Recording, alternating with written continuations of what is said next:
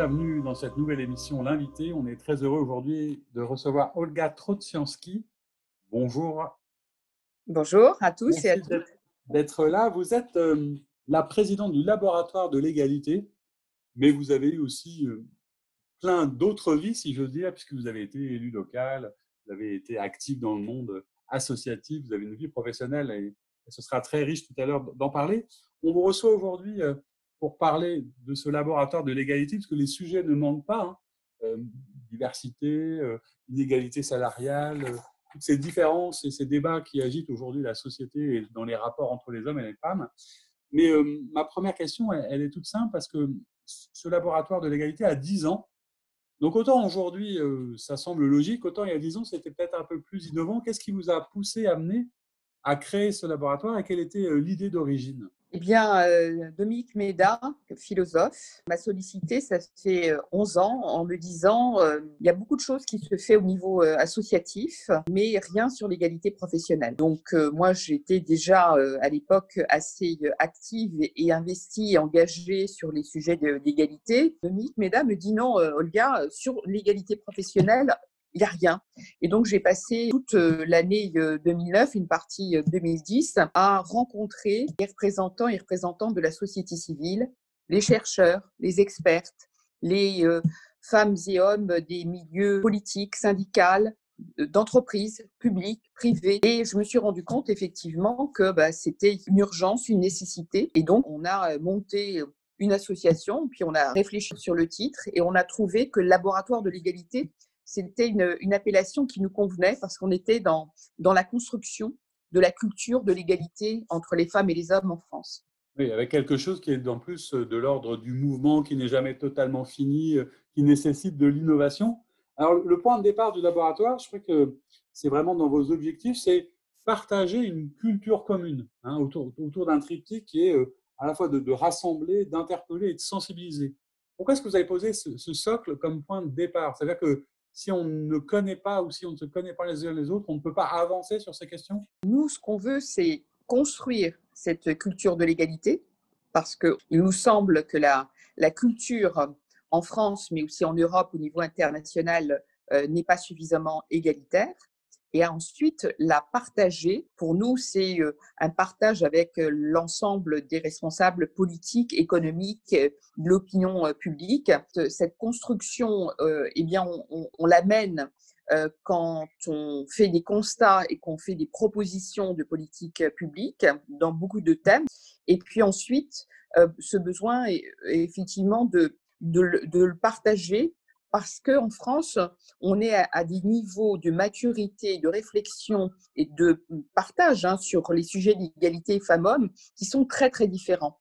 Donc, nous, ce qui nous semble très important, c'est que hommes et femmes et hommes, et ça c'est important parce que dans notre association, on est vraiment pour l'égalité entre les femmes et les hommes et que ça soit construit avec des femmes et des hommes et pour des femmes et des hommes.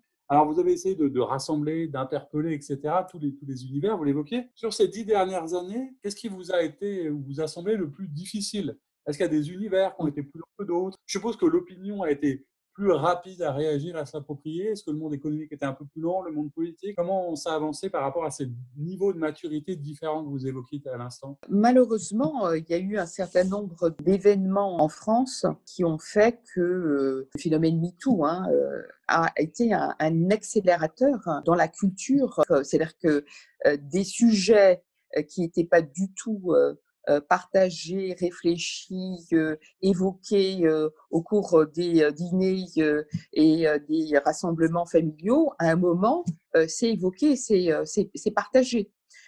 Donc ça a joué un rôle très, très, très important, évidemment.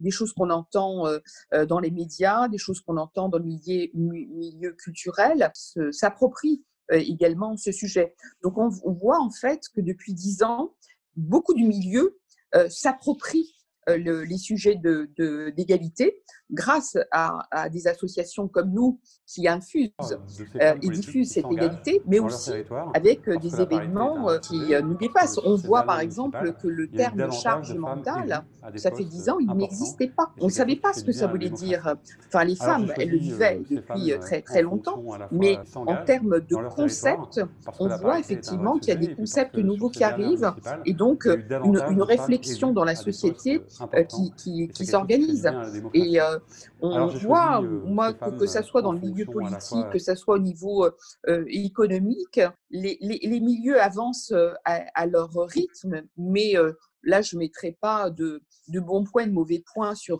le public et le privé. Je pense que la société avance globalement assez bien ensemble, et puis on voit un certain nombre de résultats qui sont assez intéressants.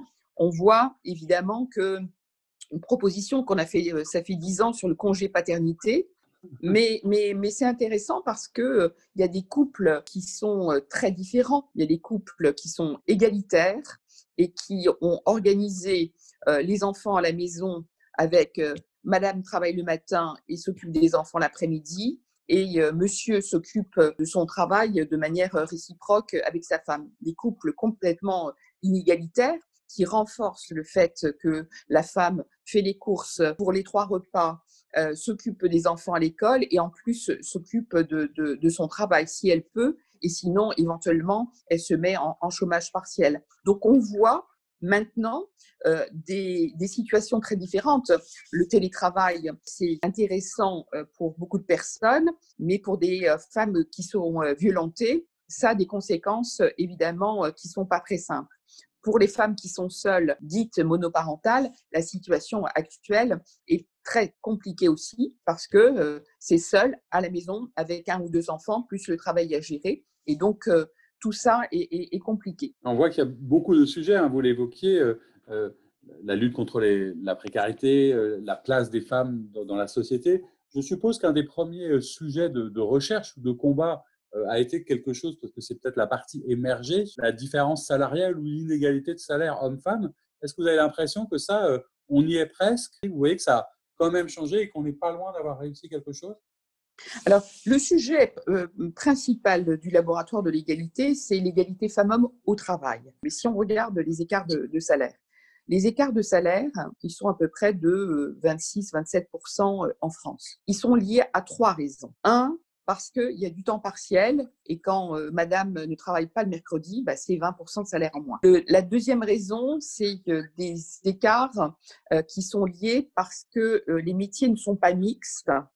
Et donc, madame peut être infirmière et monsieur chirurgien. Et donc, on voit de toute façon qu'il y a des écarts de salaire importants. Et puis, il y a ce qui est de la responsabilité de l'entreprise qui est de 8 à 10%, donc à peu près un tiers. Donc, on fonctionne avec ces 3 tiers. Tout ça, ça a des conséquences sur les pensions de retraite, puisque au niveau des retraites, entre les femmes et les hommes, il y a 42% au niveau des retraites.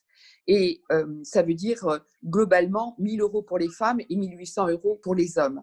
Donc, on voit que ces écarts de salaire, eh bien, c'est une moindre autonomie, une moindre indépendance financière pour les femmes. Et donc, c'est un des sujets importants. Alors justement, pour faire avancer, qu'est-ce qu'il peut y avoir comme mesure? Est-ce qu'à un moment, c'est la loi doit s'en emparer, on doit imposer des choses pour que la société puisse avancer? Il y a un sujet sur lequel on a eu peu d'écho médiatique, mais qui pour moi est vraiment très très important. C'est une proposition qu'on a faite, ça fait 10 ans, c'est pour les conseils départementaux. Au niveau départemental, les conseils généraux, on avait 6% de femmes, 94% d'hommes. La proposition qu'on a faite, ça fait 10 ans, a été retenue. Et en fait, 2 cantons ont fusionné. On a mis des couples, des binômes d'hommes et de femmes. Et maintenant, on est passé quand même de 6% de femmes à 50% de femmes et d'hommes. Donc, on voit que sur au niveau politique, actuellement, le sujet, c'est quand même les intercos. Eh bien, on a un taux de femmes qui doit voisiner 16 ou 17%. Enfin, je pense qu'on est aussi mauvais que le nombre de femmes mères. Et donc là, il y a un réel sujet au niveau politique. Et donc, au niveau de l'entreprise, c'est C'est la pareil. même chose. Il y a eu la loi Copé-Zimmermann. On voit effectivement qu'on arrive De ces à femmes avoir politiques qui s'engagent 40% dans leur de territoire, femmes parce que la dans les parité est un grands vrai groupes, sujet, et puis au parce niveau que des sur ces conseils dernières d'administration. municipales, Dans les il y a eu davantage entreprises de femmes de taille élues moins sur des postes importante, on voit importants, que quand et c'est même, quelque chose qui fait du bien à c'est la pas encore tout à démocratie. fait ça. Alors Et j'ai donc, choisi ces il y a eu la femmes loi en Sauvadet pour la fonction à la fonction fois s'engagent publique. dans leur Ça a fait territoire, parce avancer que la les parité est un vrai fonctionnaires, sujet, et puis les parce que femmes sur ces fonctionnaires dernières dans la fonction municipales, il y publique. a eu davantage Et de pour femmes moi, élues à des postes l'actualité importants, aujourd'hui, et c'est quelque chose c'est qui fait du bien à la qu'on démocratie. incite Alors de j'ai manière choisi ces forte et femmes qu'on aille en vers fonction la à la loi fois si on ne peut pas faire autrement, pour qu'il y ait des COMEX, des comités de direction, avec des quotas pour que des femmes trouvent toute leur place au niveau des entreprises. Alors qu'en plus, on a vu passer des études récentes dans des revues excessivement sérieuses qui travaillaient sur les questions d'intelligence collective, où on a montré que plus on augmentait la présence et le nombre de femmes, plus l'intelligence collective du groupe augmentait sensiblement, ce qui est quand même Mais à la fois toutes logique et les intéressant. études stratégiques de McKinsey parlent de performance liée à la place des femmes dans les entreprises. Donc ça, c'est plus à Eh oui. démontrer. C'est bien de le Christine rappeler Lagarde, régulièrement quand même. Et alors, pour diffuser justement cette fameuse culture, vous avez, parmi vos initiatives, créé une collection spécifique d'ouvrages. ce qu'on voulait, en fait, c'était de faire un peu comme dit que sais-je de l'égalité. Le principe est suivant, c'est pas des bouquins de philo, c'est des bouquins qui sont accessibles en lecture et en prix. Hein, c'est très très ciblé. On a femmes et culture, femmes et politique, femmes et précarité, femmes et sport. Et le dernier que nous avons lancé, impulsé sur les femmes et l'intelligence artificielle.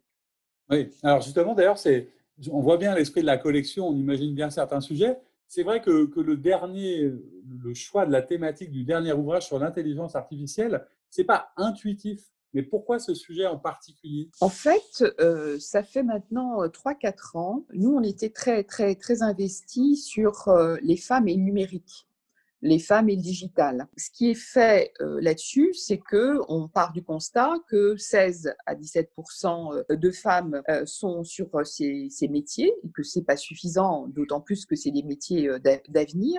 Et ce qui est fait dans le cadre de cette fondation, c'est plutôt de l'éducation à l'égalité pour les métiers de chercheurs, d'ingénieurs et techniques et codeurs, codeuses. Et puis aussi le fait que les femmes soient mises en exemple, qu'on ait des sortes de femmes modèles, puisqu'on considère que les femmes sont trop invisibles. Et nous, on a voulu aller au-delà et compléter ce travail. Et en fait, donc, on s'est dit, l'intelligence artificielle, je vais le dire avec mes mots, moi, puisque c'est pas des mots techniques, mais on a une société qui est sexiste, considérée par certains et certaines misogynes.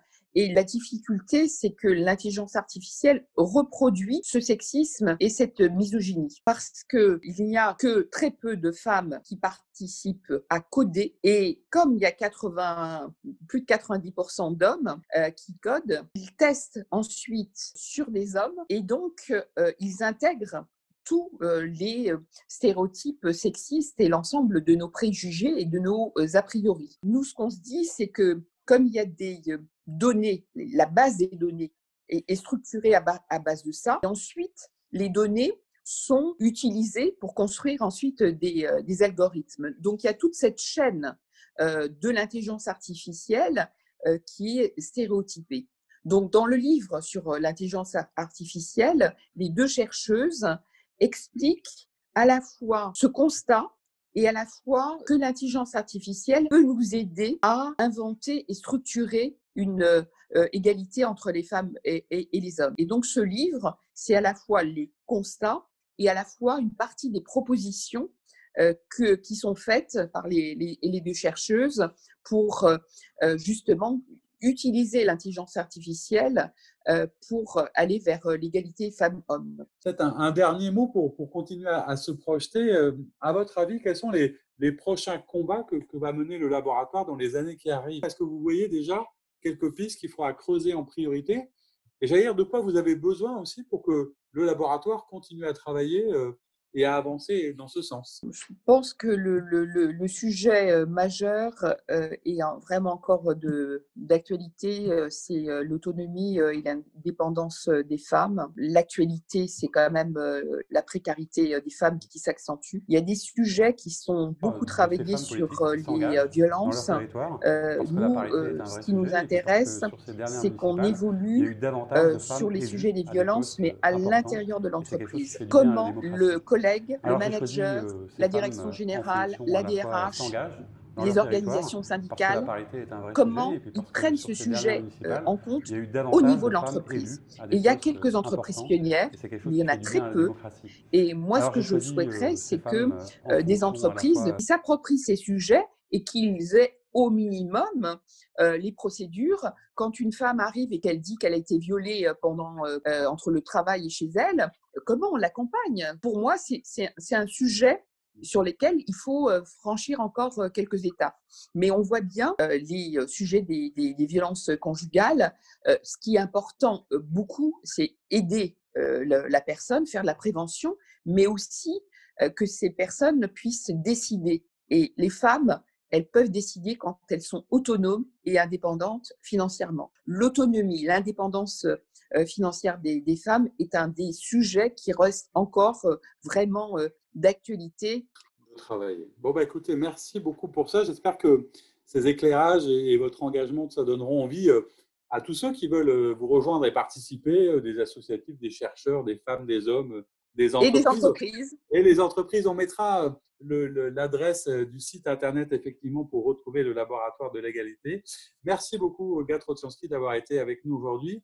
Et à vous toutes et à vous tous, je vous dis à très bientôt pour une nouvelle émission. Au revoir. Au revoir.